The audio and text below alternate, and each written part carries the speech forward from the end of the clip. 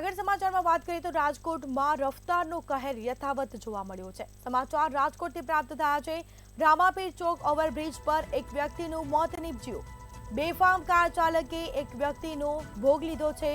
નશાની હાલતમાં કાર ચાલકે નિર્દોષને અડફેટે લીધો।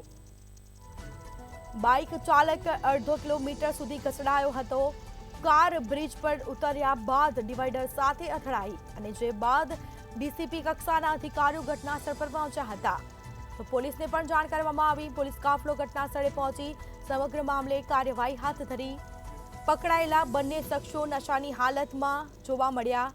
કાર ચાલકમાં બે શખ્સોને પોલીસે પકડી પાડ્યા। સમગ્ર મામલે કાર્યવાહી હાથ ધરાઈ છે। મૃતકનું નામ કિરીટ પોંદા હોવાનું સામે આવ્યું। તો તમામ કહી શકાય કે કાર્યવાહી હાથ ધરાઈ છે પોલીસ દ્વારા।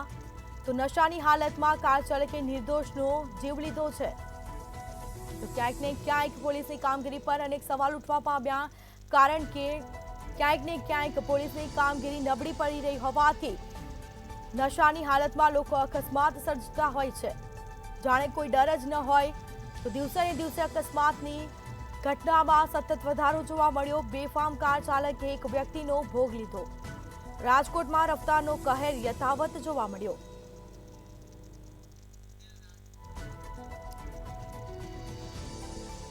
વધુ વિગતો સાથે સંવાદદાતા ધ્રુવ કુંડેલ આપણી સાથે લાઈવ જોડાઈ ગયા છે। જી, રાજકોટમાં રફતારનો કહેર યથાવત, દિવસે ને દિવસે અકસ્માતની સંખ્યામાં વધારો, શું માહિતી? ચોક્કસની વાત કરીએ તો રાજકોટમાં રફતારનો જે કહેર છે તે યથાવત દેખાઈ ગયો છે, કારણ કે સતત બીજા દિવસે જે અકસ્માતની ઘટના સામે આવી છે। સીધા જ આપણે દ્રશ્ય દેખાડવામાં આવ્યું છે રાજકોટના રામાપીર જે ઓવરબ્રિજ અકસ્માત છે તે ઘટના ખૂબ જ ગંભીર હતી અને આ ગંભીર ઘટનાના કારણે એક વ્યક્તિનું મોત નીપજ્યું છે। કિરીટ પોંદા નામના જે સેન્ડવિચના જે વેપારી છે તેમનું મોત નીપજ્યું છે। કાર ચાલકે બાઇક ચાલકને હડફેટે લીધા અને ત્યાં આવી મોટી ઘટના છે કે સર્જાઈ નથી। ખાસ તો કિરીટ પોંદા તે લોરાવર ચોકમાં સેન્ડવિચની લારી ચલાવે છે। અકસ્માતમાં કાર સવાર બંને શખ્સો નશામાં હતા। આ પ્રકારની વિગતો છે સામે આવી બંને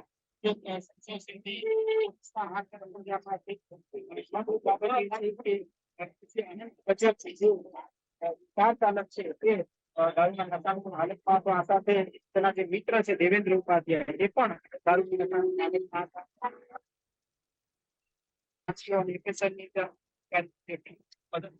આ ઘટનામાં લેવામાં આવશે। કાર ચાલક વ્યક્તિનું મેડિકલ ટેસ્ટ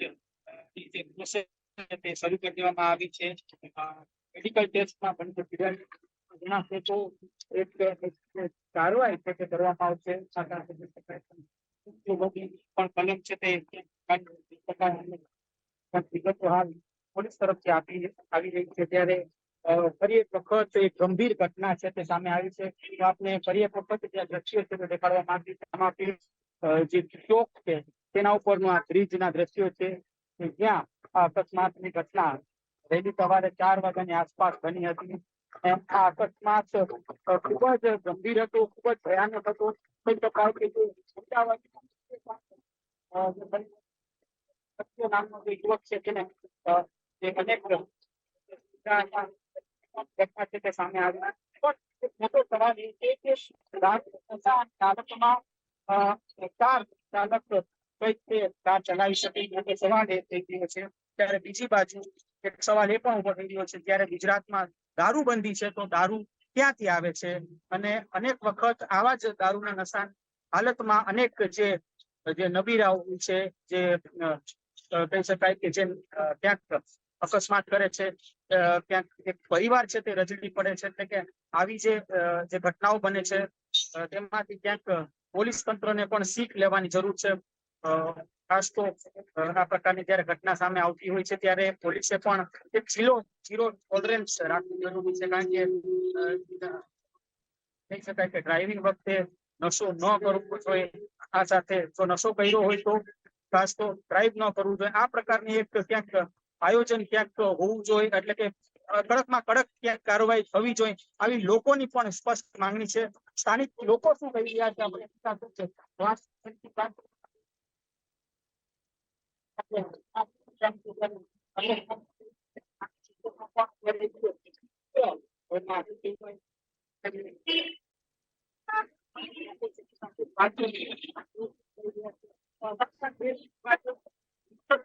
વારંવાર આ પ્રકારની ઘટના સર્જાય છે. શું કહેશો? કોની ભૂલ? દારૂની નશાની હાલતમાં બંને નબીરાઓ હતા. અને ટ્રાફિકના નિયમ પ્રમાણે ન આવતા હોય તોય થાય છે. ચોક્કસથી ખાસ તો ક્યાંક દારૂની નશાની હાલતમાં આવા જે નબીરાઓ હોય છે તે ક્યાંક હરકતે લેતા હોય છે.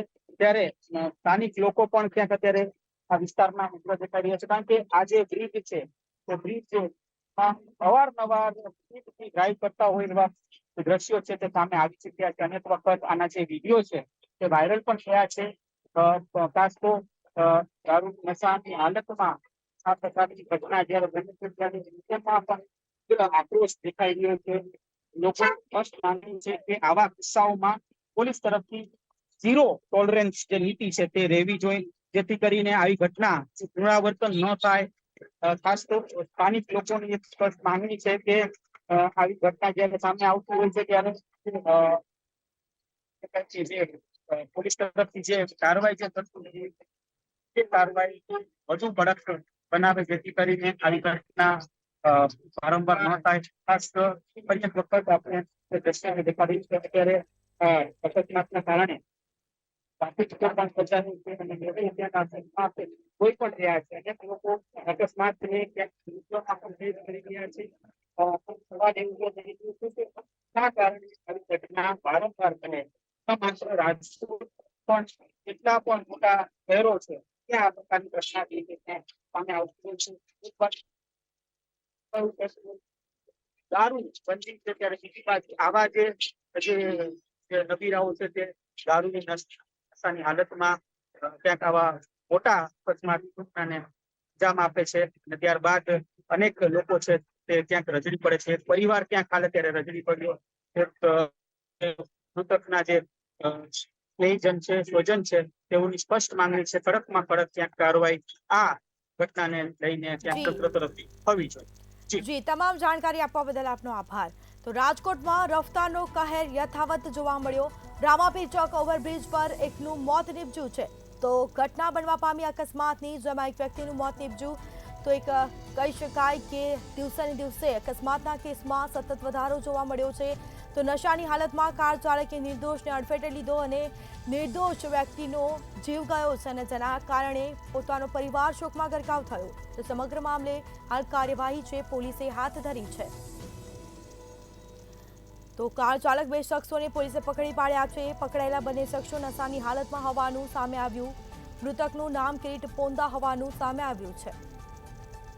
તો રામાપીર ચોક ઓવરબ્રિજ પર એકનું મોત નીપજ્યું. અકસ્માતની ઘટના બની. રાજકોટમાં રફતારનો કહેર યથાવત જોવા મળ્યો છે.